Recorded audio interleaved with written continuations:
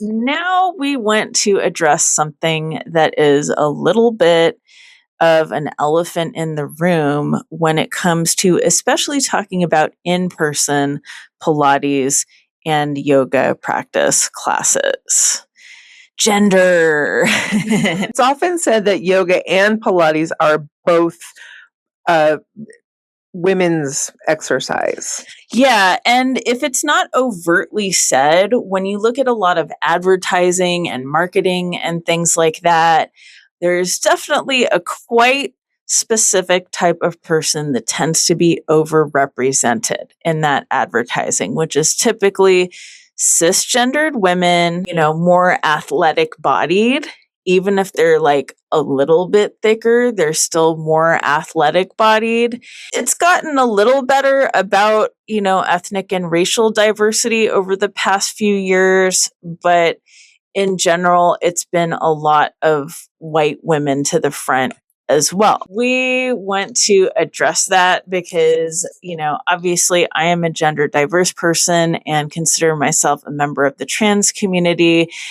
And it can feel intimidating when we have a lot of cis-centered or cis woman-centered advertising and intimidating to all types of people in general. So let's talk about that for a second. It is pretty dominated, especially where we live in Los Angeles, by the cis white woman with the perfect body and the Lululemon leggings. But places like Pilates Punks, the studio where I'm teaching at, is working really, really hard to break those stereotypes.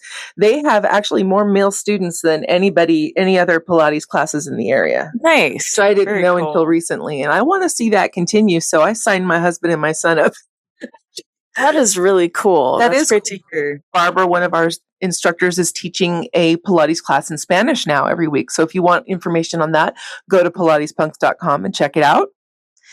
Yeah, I love to hear that too, because actually I would say definitely since the pandemic, when I've done a few auditions to teach in person, one of the few things they asked me, and regrettably, I am not fluently bilingual, but one of the things I was being asked at some of my fitness and yoga auditions was, can you teach a class in Spanish? So definitely, at least where we live, Los Angeles, SoCal, there's more ways that that's being addressed. There are more LGBTQ plus organizations offering Pilates and yoga practice as well. I know that the Trans Wellness Center of Los Angeles, they have like a virtual yoga room, I think, that operates a few days a week. I didn't know that. Yeah, I was approached also by Al of the nonprofit organization Pelvic Sanctuary. I think she might be in the process of relocating right now. But last year, she approached me about starting to teach like a Pride Month series that was, for example, addressing particular stretches and asanas that can help people who wear binders or accommodations for when we're in seated, if you have different things with your pelvic area going on, or more asanas that focus on pelvic wellness and health, because there's some core based and abdominal things that can be done with that as well. So that's really cool. It's definitely out there, but we all still, I think, need to work harder to center those experiences in media and on social media, and still center also like more practitioners of South Asian origin who are still continuing with this. For example, even though in the past, a lot of my teachers were ethnically of South Asian origin, I've noticed a lot of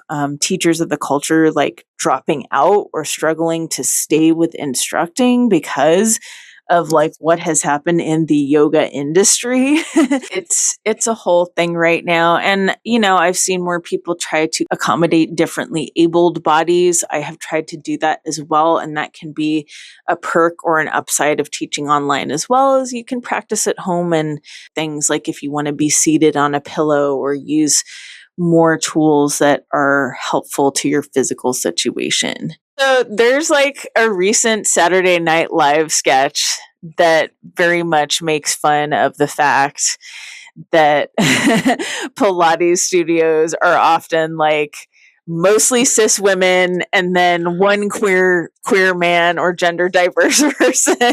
And the instructor calls everybody, "Hey, mamas." Yes, yes. If you have not seen the Pilates skit on SNL, go look it up on YouTube because it's pretty funny. Let's bring up the topic of different levels of practice in class. The way that I have run my classes, especially because I used to teach at the gym, which is very general kind of public thing, is I try to run everything like a one room classroom. I try my best when my classes are more crowded to show what the options if you need something that is a little bit less challenging, and what the option up if you want something with a little more intensity could be for the practice.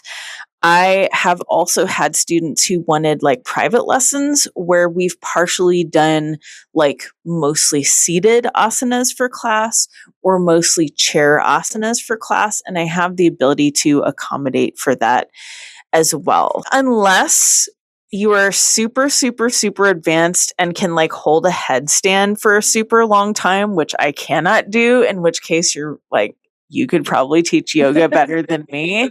There's lots of ways to accommodate you in class, and people of many different levels are welcome in my classes.